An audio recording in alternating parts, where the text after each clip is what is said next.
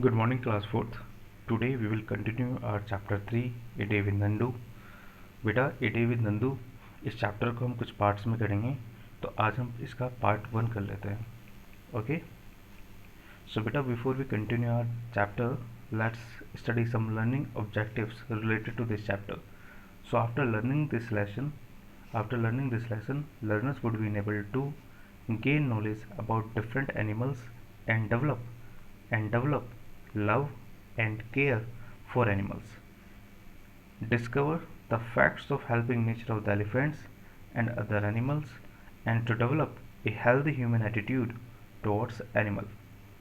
तो बेटा इस चैप्टर को सीखने के बाद आप जो डिफरेंट टाइप्स के एनिमल्स होते हैं, जैसे एलिफेंट हो गया, टाइगर हो गया, या बाकी जो एनिमल्स है, तो उनसे रिलेटेड कुछ इन्फॉर्मेशन आपको इस चैप्टर में सीखने को मिलेगी, और उनके लिए एम्पैथी की एक भावना आपके अंदर डेवलप होगी, उनके लिए एक प्यार आपके अंदर डेवलप होगा, और बहुत सारी जो चीज़ें हैं एनिमल्स के बारे में, उनकी खाने की जो आदत होती है, और वो नहाते कैसे हैं, है ना, वो कहाँ रहते हैं, और जैसे एलिफेंट इंडिया में कहाँ रहता है, तो इस तरह की बहुत सारी चीज़ें आपको इस चैप्टर में सीखने को मिलेगी.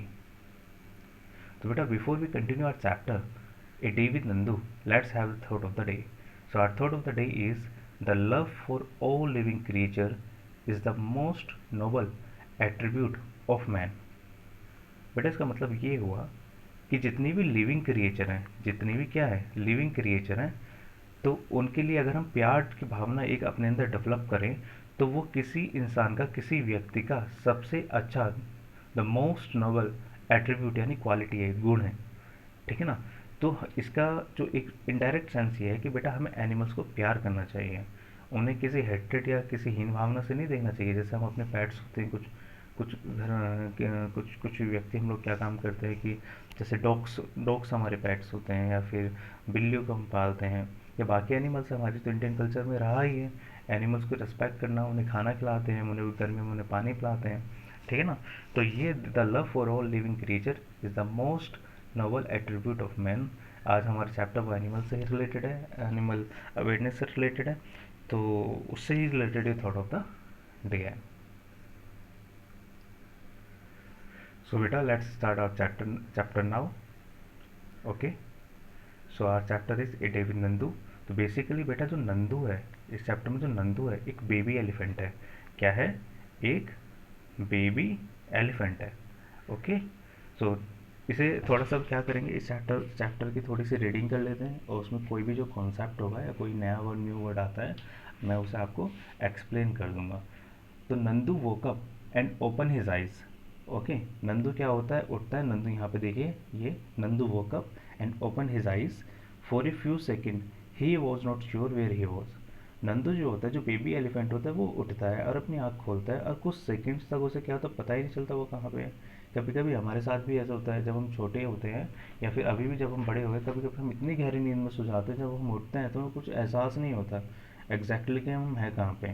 ठीक है ना. कभी कभी कुछ सेकंड्स के लिए ऐसा होता है. तो it same to him that he was surrounded by a forest of big tree trunks. कुछ टाइम के लिए तो उसे ऐसा एहसास हुआ जैसे वो किसी बड़े जंगल में है. ठीक है ना. And he ब्लिंक्ड his eyes and looked around. उसने अपनी आंखों को झपकाया और देखा, ओह देर वाज अम्मा. ओह वहाँ अम्मा थी. अम्मा यानी मदर. मदर जो नंदू की थी वो वहाँ पे थी. The grey forest that he had imagined he was in was actually the legs and trunks of his family members. इस वाली लाइन को देखिए. जो ग्रे फॉरेस्ट जो उसने सोचा था कि वो किसी जंगल में है, जब उसकी आँख खुली थी तो बेसिकली वो जंगल नहीं था, वो लेग्स यानी लेग्स थी, and Trunks of his family members. ठीक है ना. जो उसके फैमिली मेम्बर्स थे उनकी लेग्स और ट्रंक्स थी. The sun was over and it was getting hot. The sun was overhead. जो सूरज था वो सर पे था. सूरज सर पे होने का मतलब ये था कि दोपहर हो गई थी बेटा. ठीक है ना. एकदम सूरज की धूप तेज पड़ रही थी. And it was getting hot, और गर्मी हो रही थी. नानी माँ ट्रम्पटेड मेड ए लाउड साउंड. अब जो नानी माँ थी यानी नंदू की जो नानी थी, अब नानी कौन होती है बेटा? Mother's mother. देखो यहाँ पे नीचे लिखा भी है नानी. तो नानी कौन होती है? Mother's mother. ओके.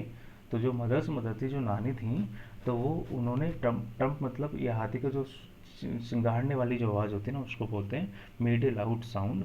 है ना. एंड नानी माँ is the oldest in the heard of elephant. Heard हो गया बेटा झुंड. ये एक न्यू वर्ड है, हर्ड. हर्ड मीन्स झुंड. जो हाथियों का झुंड था, बेसिकली हम हाथियों की ही बात कर रहे हैं, तो नानी माँ जो थी वो सबसे बड़ी थी उस हाथियों के झुंड में। She started moving towards the jungle, उन्होंने जंगल की तरफ चलना स्टार्ट कर दिया। अब देखो, जो परिवार का सबसे बड़ा सदस्य होता है, अगर वो कुछ काम करने लगता है तो बाकी परिवार के सदस्य भी उसे फॉलो करने लग जाते हैं। तो नानी माँ ने क्या काम किया, नानी ने जब देखा कि भाई सूरज बहुत एकदम सिर पे है, मतलब बहुत तेज़ गर्मी हो रही है, तो नानी माँ जंगल की तरफ को चलने लगी। तो बाकी के जो फैमिली मेम्बर्स थे वो भी जंगल की तरफ को चलने लगे। ठीक है ना। देखो, the other female elephant saw her and started to follow her, जो अदर फैमिली एलिफेंट्स थे उन्होंने उसे देखा और उन्होंने भी उसे फॉलो करना स्टार्ट किया। फॉलो करना स्टार्ट किया मतलब उनके पीछे पीछे चलने लगे। Nandu also went with them, Nandu भी उनके साथ चल दिया। ठीक है। अब देखो बेटा, अब हाथी की बात करें तो हाथी के बॉडी पार्ट्स को हम देख लेते हैं एक बार। तो देखो बेटा, ट्रंक, उसमें लास्ट पेज पे एक वर्ड यूज हुआ था ट्रंक, तो बेसिकली ट्रंक बोलते हैं हाथी की सूंड को। देखो कितनी मजबूत और बड़ी सूंड होती है हाथी की। ये बेसिकली जो हमारी नोज होती है, तो उसी का एक एक्सटेंडेड पार्ट इसे कह सकते हैं। जो टस्क हो गए उसके दांत। ईयर, देखो हाथी के दांत कितने बड़े होते हैं। बॉडी देखो और उसकी वैली देखो हमारी कितनी छोटी सी होती है, अगर हम अपने आप को कंपेयर करें, हाथी की बॉडी कितनी बड़ी होती है। हाथी के लेग्स और हाथी की छोटी सी पूंछ, छोटी तो नहीं है लेकिन इसकी बाकी बॉडी के कंपैरिजन में हम देखें तो उसकी हाथी की पूंछ छोटी होती है। ठीक है ना। तो ये हाथी की जो बॉडी स्ट्रक्चर है उसके बारे में हमने यहाँ पे स्टडी कर लिया। अब हम नेक्स्ट देखते हैं। So when they reach the jungle, अब आप यहाँ पे देखिए, when they reach the jungle, okay, the members of the heard started spreading out, जब वो जंगल पहुंचे, जो हर्ड यानी झुंड के जो सदस्य थे यानी बाकी के एलिफेंट थे, वो फैलने लगे। कहाँ, each member went to eat her favourite leaves and twigs, जो प्रत्येक सदस्य था उस ग्रुप का, उसने क्या काम किया, वो अपनी फेवरेट जो लीव्स एंड ट्विग्स थी उसे खाने के लिए वो चल दिया, है ना। आफ्टर दे हैड ईटन, खाने के बाद, the heard moved towards the river, जो झुंड था वो नदी की तरफ चलने लगा। The baby elephant enjoyed playing in the river, जो बेबी एलिफेंट था उन्होंने पानी में खेल के एंजॉय किया। ये वाली जो लाइन है बेटा, the mother lay down in the water, mother lay down in the water and mud on the river. ठीक है ना, रिवर बैंक होता है नदी का किनारा। ठीक है। अब इसमें इन्होंने एक बहुत ही इंपॉर्टेंट बेटा फैक्ट शेयर किया है, ये वाला इसमें ग्रीन में। Do you know that an adult elephant, यहाँ पे देखिए आप इस वाले में, do you know that an adult elephant can eat more than 100 kilograms of leaves and twigs in one day. तो देखो बेटा, इसमें इन्होंने कहा कि क्या बेटा आपको पता है कि जो एक अडल्ट एलिफेंट होता है, अडल्ट मतलब जो एलिफेंट थोड़ा सा जो बड़ा हो गया, जो अडल्ट एज में आ गया है, ठीक है ना, वो एक दिन में 100 kilogram, 100 kilo leaves and twigs, leaves होती पत्तियाँ और ट्विग्स क्या होती है ये अभी आपको मैं आने वाली नेक्स्ट स्लाइड में समझाऊंगा, खा सकता है। कितना खा सकता है, 100 किलोग्राम खा सकता है। Elephant elephants do not rest very much, elephant जो होते हैं बेटा ज़्यादा रेस्ट नहीं करते हैं, elephants do not rest very much, they sleep only 2 to 4 hours a day, elephant जो होते हैं 2 से 4 घंटे ही एक दिन में सोते हैं। Elephants love to play with mud and water, elephant जो होते हैं वो जो मड यानी कीचड़ होते हैं, पानी होता है, उसके साथ खेलना पसंद करते हैं।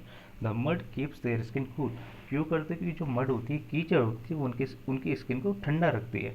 ठीक है ना, उस ठंडा रखने में, क्योंकि एलिफेंट जो होते हैं उनकी स्किन बहुत मोटी होती है, शरीर भी बहुत बड़ा है, तो जब गर्मी होती है तो उनका शरीर तपता होगा। तो कीचड़ क्या होती है, एक तो कीचड़ जब गीली होती है तो ठंडक प्रदान करती है, और फिर जब कीचड़ जब सूख जाती है तो उनकी बॉडी पे उसका एक लेप टाइप से हो जाता है, तो उस डायरेक्ट सनलाइट से वो उन्हें बचा लेती है, तो इट प्रोवाइड्स दैम क्या, coolness. Their big ears also work like a fan. अब हाथी के हमने डिस्कस किया था, हाथी के जो कान होते हैं वो बड़े होते हैं, तो जो बड़े कान उसके हाथी के होते हैं वो एक पंखे की तरह काम करते हैं। And the elephants flap these to keep themselves cool, और एलिफेंट जो होते हैं इन कानों को हिलाते रहते हैं अपने आप को ठंडा करने के लिए। यानी एलिफेंट क्या होता है, देखो उसके कान इतने बड़े होते हैं कि वो अपने आप को हवा करता रहता है। ठीक है ना बेटा। अब देखो,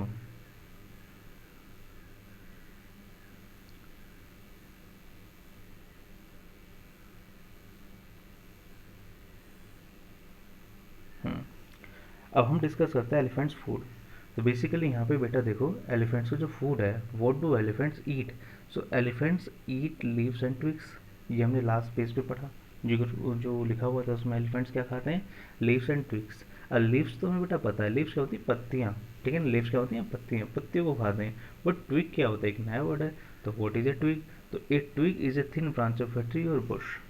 तो बेटा जो ट्विग होता है एक थिन ब्रांच होती है किसी पेड़ की, ब्रांच मतलब शाखा होती है, मतलब जो पेड़ होता है, और पेड़ की जो सॉफ्ट सॉफ्ट वाली शाखाएं होती है, सॉफ्ट सॉफ्ट ब्रांचेज जो इजीली मुड़ जाती हैं और इजीली चबाई जा सकती हैं, उसे ट्विग बोलते हैं। हार्ड वाली नहीं, सॉफ्ट वाली।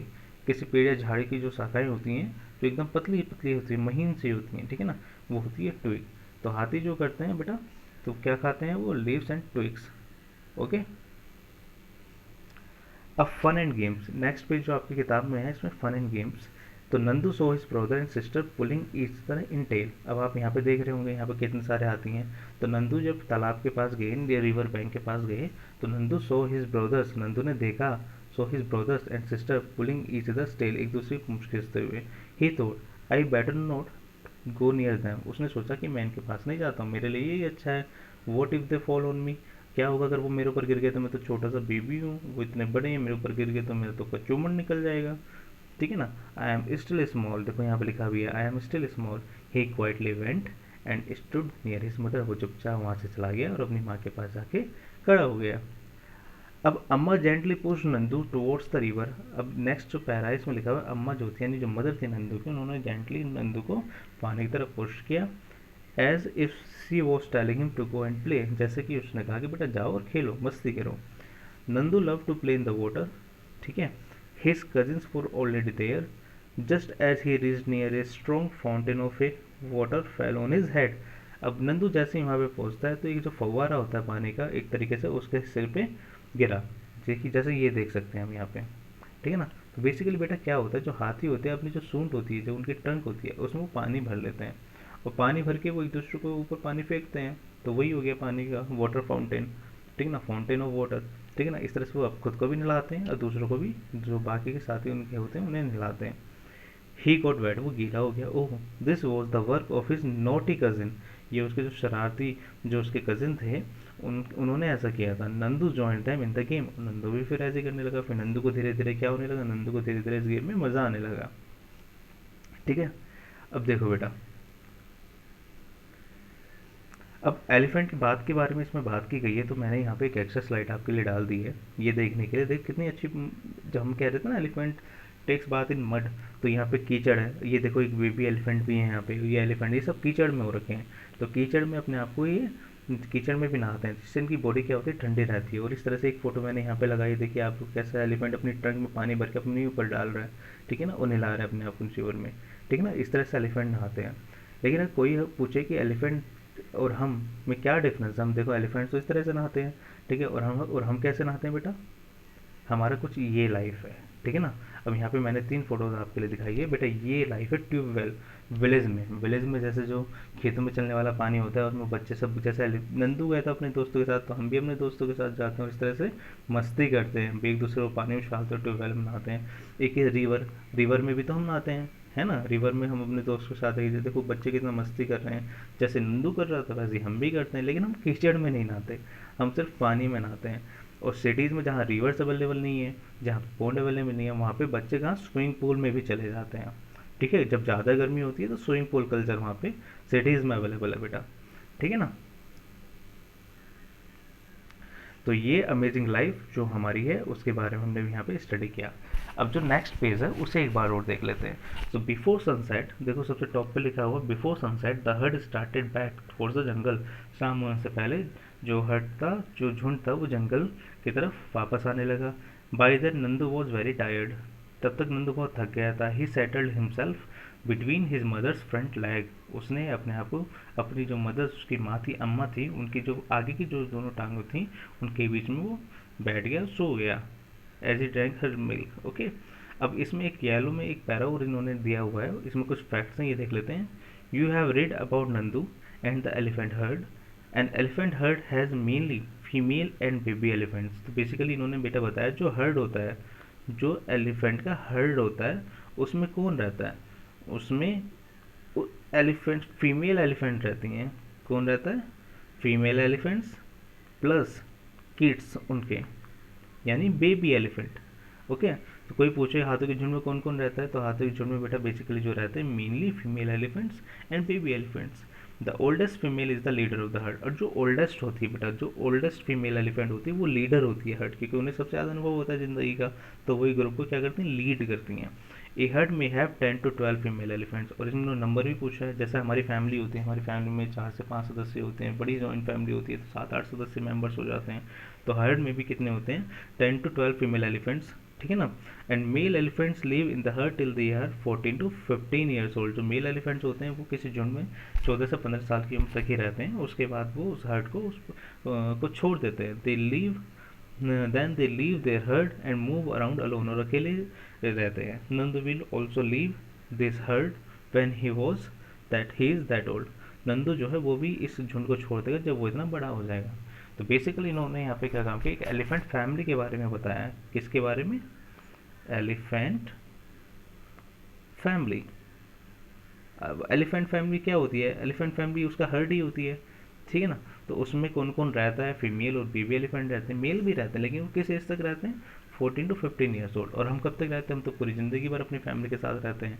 ऐसा थोड़ी ना होता है कि 14 साल या 15 साल के जब हम हो जाते हैं तो हम अपनी फैमिली को छोड़ कर चले जाते हैं, नहीं। हम लोग ह्यूमन बींग ऐसे नहीं जाते हैं, हम एंड तक अपनी फैमिली के साथ रहते हैं, ठीक है ना। तो बेटा बेसिकली ये चैप्टर था एलिफेंट्स के बारे में। अब मैं एलिफेंट्स के बारे में एक और इंटरेस्टिंग फैक्ट आपको बता देता हूँ। तो बेटा एलिफेंट्स की वर्ल्ड में जितनी मेन स्पेसीज हैं, है ना, प्रोमिनेंट स्पेसीज में दो बहुत फेमस है, एक तो अफ्रीकन एलिफेंट और एक एशियन एलिफेंट। और इन दोनों में ये एक साइड नॉलेज है जो मैं आपको इस चैप्टर के थ्रू दे रहा हूँ।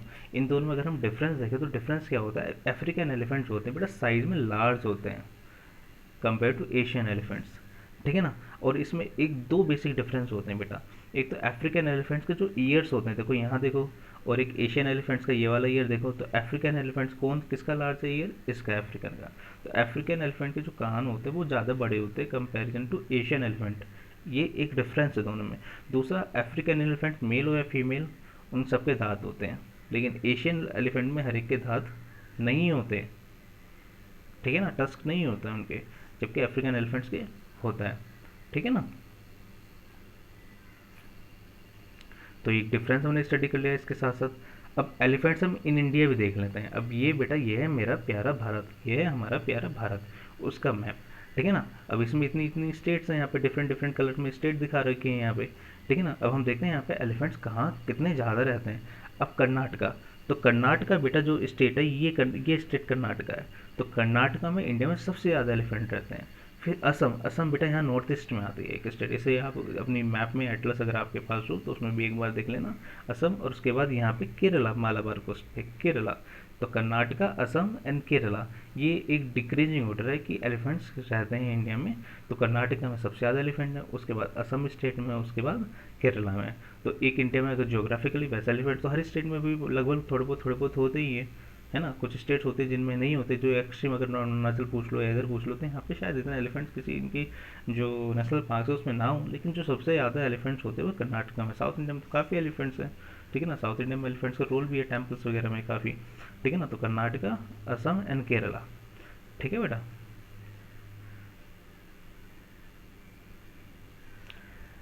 अब एलिफेंट्स इन आवर लाइफ, जैसा हमने ऑब्जेक्टिव में डिस्कस किया था एलिफेंट का हमारी लाइफ में क्या रोल रहा है, तो एलिफेंट्स का हमारी लाइफ में बहुत ही पुराने टाइम से बहुत एक इम्पोर्टेंट रोल रहा है।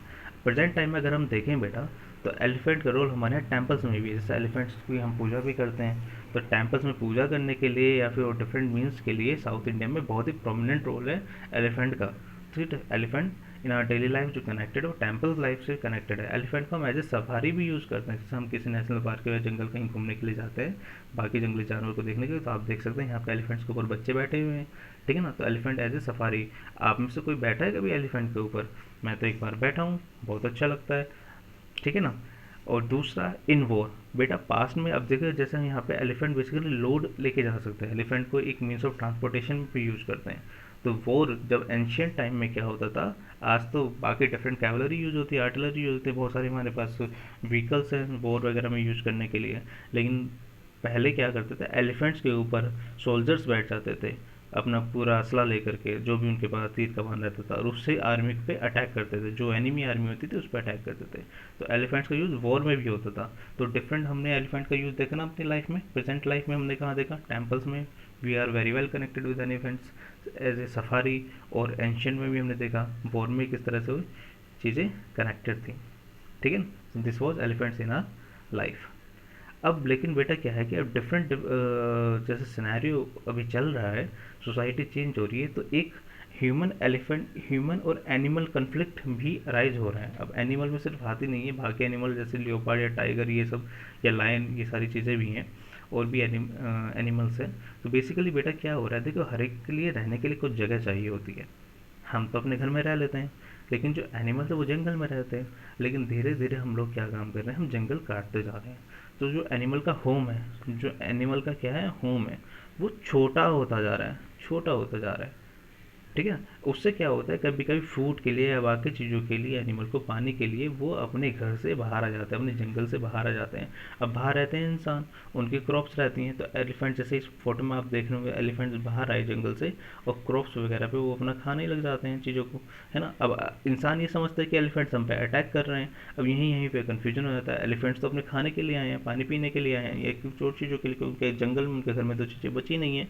तो यहाँ पे इन दोनों के बीच में काइंड ऑफ एक स्ट्रगल, एक कन्फ्लिक्ट सा क्रिएट हो जाता है, ठीक है ना। मतलब कि अब दोनों एक दूसरे के एनिमी, क्योंकि एलिफेंट है, बिग साइज है, तो इंसान को लगता है कि यार ये मुझे मार ना दे। सेम चीज़ एलिफेंट को भी लगती है, क्योंकि हम भी इसे डैमेज, इसे नुकसान पहुंचा रहे हैं, ठीक है ना। ऐसे जैसे एक मैंने फ़ोटो यहाँ पे शेयर किया आपके पास, है ना। तो ये एनिमल बेचारा जंगल से बाहर आ गया, लोगों को इससे खतरा हुआ, इससे लोगों से खतरा हुआ। अब बाद में क्या होता है, कभी कभी एनिमल से इंसानों की डेथ हो जाती है, ठीक है ना। और कभी कभी एनिमल सब को की डेथ इंसान सब लोग एक साथ मिल करके कर देते हैं। तो बेसिकली ये प्रेजेंट है कि जो चैलेंजेस हैं, एक उसमें ह्यूमन एनिमल एनिमल कन्फ्लिक्ट देखने को मिल रहा है। क्यों? और इसका रीज़न यही है, इसका रीज़न बेटा ये है कि जंगल छोटे होते जा रहे हैं। पहले जंगल बड़े थे, फिर हमने उसे पेड़ काट दिए, फिर और छोटे, फिर और छोटे, फिर और छोटे। तो ये एनिमल्स कहाँ जाएंगे, इनका घर तो जंगल ही होता है, ठीक है ना।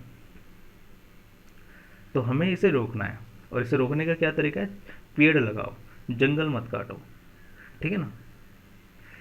अब क्रुएल्टी अगेंस्ट एनिमल्स, बेटा देखो क्रुएल्टी अगेंस्ट एनिमल्स भी हमें आजकल देखने को मिलती है। अभी एक बहुत ही फेमस केस हुआ जो कि बहुत ही दुखदा हुई, बहुत ही दुखी उसने मुझे भी कर दिया था, और शायद आपने भी न्यूज़ सुनी हो। केरला में क्या हुआ कि एक एलिफेंट को, ठीक है ना, एक फ्रूट में क्या किया, एक एक्सप्लोसिव रख करके, पटाखे रख करके किसी ने शरारत की, और उस एलिफेंट ने उसे खा लिया, और उससे उसकी डेथ हो गई। तो देखो कितना मतलब दुखी कर देने वाला ये इंसिडेंट है कि मतलब खाने में पटाखे और फिर उसे हम खा ले वो एक्सप्लोसिव, और उससे उसकी डेथ हो जाए। तो बेटा ये इस तरह की जो घटनाएं हैं इसकी निंदा करनी चाहिए, और इस तरह की घटनाएं हमारी सोसाइटी में नहीं होनी चाहिए। अभी हमने थॉट ऑफ द डे पढ़ा था कि ना, love for the living creature is the most noble attribute of man, ठीक है। तो इसलिए cruelty against animals should not be supported. हमें इसके अगेंस्ट वॉइस उठानी चाहिए, हमें कभी भी किसी एनिमल के अगेंस्ट में क्रुएल्टी नहीं करनी चाहिए। अब बेटा एनिमल्स के बारे में हमने पढ़ा, तो थोड़े से हम इंडिया के नेशनल सिंबल्स भी एक बार को देख लेते हैं। जैसे नेशनल एनिमल हमारा टाइगर हो गया, ठीक है ना, यहाँ पे इमेज भी देख सकते हैं, एम्बलम की इमेज आप देख सकते हैं। नेशनल फ्लैग हमारा तिरंगा हो गया, हमारा नेशनल फ्रूट है वो मैंगो हो गया, ठीक है ना। अब नेशनल बर्ड है हमारा पीकॉक हो गया, नेशनल गेम क्या है, हॉकी हो गया, नेशनल फ्लावर हो गया, लोटस हो गया। तो ये सारे जो सिंबल्स हैं, जो नेशनल सिंबल्स इनको हम बोलते हैं, ये भी आपको पता होना चाहिए, ठीक है। तो ये भी हमने इस चैप्टर के थ्रू चीज़ें स्टडी कर ली। तो एक चीज़ मैं आपको दे रहा हूँ, ये यहाँ पे मैंने आपको एक लिंक शेयर किया है, ये लिंक, ये दो लिंक है। ये लिंक भी अच्छा है, इस पर एक एनिमल अवेयरनेस रिलेटेड मैंने वीडियो यूट्यूब से सर्च की थी, उसे आप देख लेना। तो इससे आपकी एक और जो अंडरस्टैंडिंग एनिमल्स को लेकर के वो इम्प्रूव होगी, ठीक है ना बेटा। तो आज हमने बेसिकली इस चैप्टर में एनिमल्स, उनकी लाइफ, उनके खाने पीने के बारे में पढ़ा, और उनका जो हमारी डेली लाइफ में रोल है, या फिर जो कुछ गलत चीज़ें भी होती हैं क्रुएल्टी अगेंस्ट एनिमल्स, हमने वो चीज़ें पढ़ी। So wish you happy learning. I hope आप सबको मेरी वीडियो के थ्रू सीखने को मिला होगा, and thank you very much for watching this video.